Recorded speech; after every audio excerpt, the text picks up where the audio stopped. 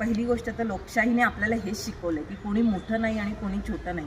प्रत्येकाला बघा, मोठं गाव जरी असेल तरी मतदार एकच मत देणार आहे आणि छोटं गाव जरी असेल तरी मतदार एकच मत देणार आहे. आणि त्यामुळे उमेदवार किती सक्षम आहे हे मतदार ठरवणार आहे. त्यामुळे मतदार ह्याच्यामध्ये महत्त्वाचा केंद्रबिंदू ठरणार आहे. आणि मतदार निश्चित एक चांगला लोकप्रतिनिधी, शेवटी तो गटातला एक मतदार असणार आहे. लोकप्रतिनिधी हा त्या गटातला, म्हणजे 6 गावं असतील, 9 गावं, ज्या जिल्हा परिषद कार्यक्षेत्रातला तो एक मतदार असणार आहे आणि तो ती लोकप्रतिनिधीची जी धूर आहे ती सांभाळणार आहे. त्यामुळे निश्चित तो गटातील असावा.